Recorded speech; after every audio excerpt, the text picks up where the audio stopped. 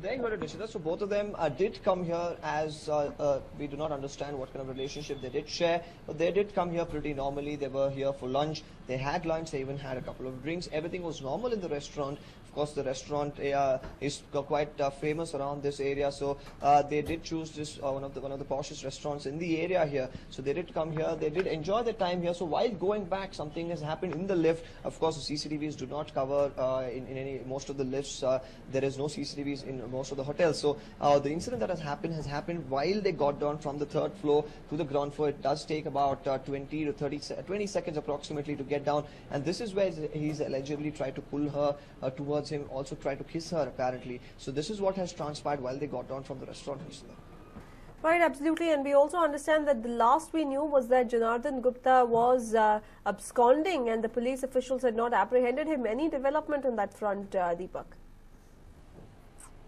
Now, as of now, we were here, Nishita, the police is expected to give a statement any time now, but as per the reports that I've received, as of now, there's no development on that ground.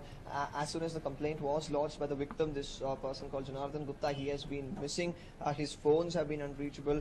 He's not in his official address. He's not been coming to work. All this has happened only after the complaint was given. We also understand that this lady, immediately after the incident which transpired, she went to the company. She tried to approach the higher officials there. Now, he being the CEO, now we do not understand if the company is trying to downplay the entire scenario. She did go and approach the company for help. It was only when the company did not actually come to her aid, that's when she decided to actually take it to the police and actually complain. So, but initially she did go back to the office immediately after the incident which took place on the 30th. She did speak to higher officials at her office. However, now him being the CEO, it is quite difficult for the company to immediately take action. Or we do not understand what exactly transpired within the company, but she did go approach the company initially. Then she has gone on to file a complaint, and immediately after the complaint was filed, this person Janardhan Gupta has been absconding, Nishita. So the police are anytime now expected to give a statement regarding the entire scenario. There we will be asking them about the progress, about his whereabouts. Right, absolutely. And also, Deepak, now we understand that many a times when we talk about sexual assault and attacks on women, we associate it with dark, dingy and probably even places which is isolated. But here we're talking about a sexual assault that took place in broad daylight in one of the more popular restaurants. So if you can just tell us where the location is, how it is located, what are the kind of crowds coming in, is it a fairly occupied restaurant? If you can just give us details and an idea of how the hotel is set. The hotel is beautiful, Nishita, from the inside. Looks like a very posh hotel. Absolutely, as per some few people we spoke to as well, the food is great. And I'm standing here at the ground floor. Cannot actually go to the third floor. The restaurant's actually situated. If you could get inside and take a left, that's where the lift is. So the entire incident has taken place in the lift, not in the restaurant. So nothing could be done, even if there were CCTVs which could cover. As the manager spoke to us, nothing extraordinary transpired in the restaurant by itself. It was all taking place. The entire incident of sexual harassment which she has given has taken place in the lift. Now this lift is quite a narrow one. Probably 2 to 3 people can comfortably stand inside. Even for 2 people, if they are pretty hefty, it is quite a small lift. So as you mentioned, now most of these cases of sexual harassment take place in dark, shady places. Now once again, a lift, again an appropriate one for such a act to take place. Now for this person who was decided, he did understand that there are CCTVs watching him. There are the general manager, the manager, restaurant manager, the other waiters. Everyone was there. So there was no move by this person in particular. They were sitting opposite to each other. They were not even sitting beside. So no form of sexual harassment has taken place in the restaurant, at least as per the reports that we've received from the management here of the restaurant. Now the entire incident has taken place while they were getting down from the lift. So the lift area, however, as I told you, there's no CCTV inside the lift. So once they get into the lift on the third floor, get to the bottom, it will take about 20 to 30 seconds. Maybe he was inebriated and he tried to push her, and as per the complaint, he also went on to try to kiss her. So all this has taken place inside the lift, Nishita. Right, absolutely. And also we understand that the company was extremely unresponsive regarding the matter, despite the fact that the woman chose to approach the company first before the police. So is the company being pulled up by the HSR layout police, who are now looking for Janardhan Gupta? Absolutely, Nishita. They will have to pull them up because initially, as per the reports that we received, she has gone on to approach a certain people at the office who she thought could help her. When she did not receive help from the company, this is when she has approached the police. So initially, it is the duty of the company, be it the CEO, be it the owner of the company. It was the duty of a company to report such an incident or at least take immediate action. If they couldn't take action because he is the CEO, somebody should have gone across to the police station, gone ahead and told them that this person, so and so person, maybe it is the CEO of the company, but the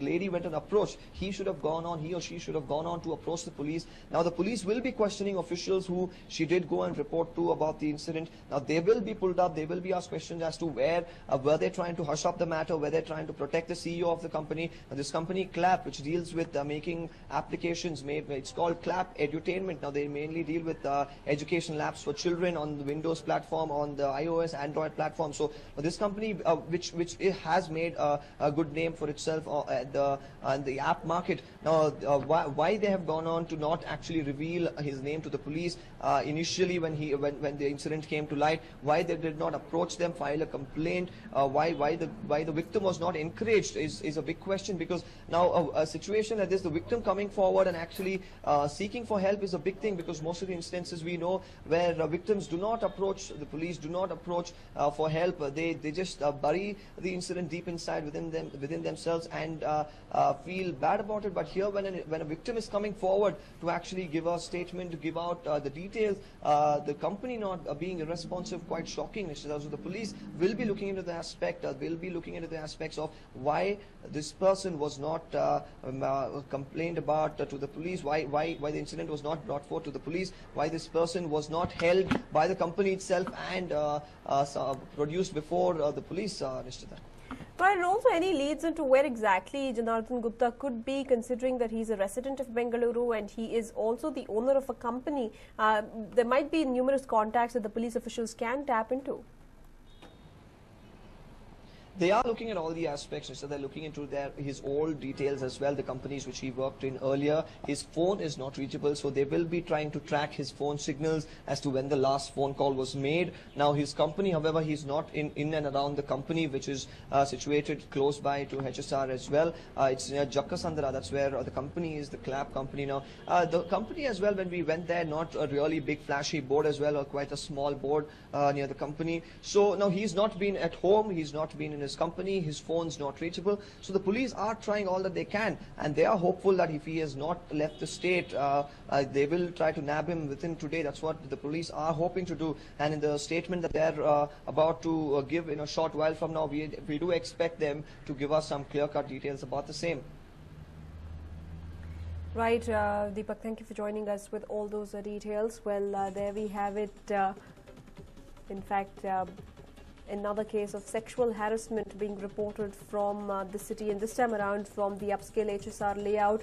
Now the victim, she belongs to a company called Clap Edutainment, and she was out for lunch with her CEO, with her company co-founder and CEO at the Parika restaurant, which is located in HSR layout quite close to Jaksandra. They were having lunch on the 30th of July, but everything seemed as normal as it could, and even my colleague interacted with the manager of this particular restaurant, and the manager has clearly gone on to state that there was nothing out of the ordinary, and the two individuals had come in. There was no clarity as to what sort of a relationship they shared. They had come in, they had lunch, and they had a couple of beers, and they were making their way out, and something seems to have happened inside the elevator. He tried to molest her inside the elevator. He tried to kiss her and touch her inappropriately, and that's when the girl approached the company. The company did not take action against its own co-founder, quite obviously, and then the girl has approached the HSR layout police, who are on the lookout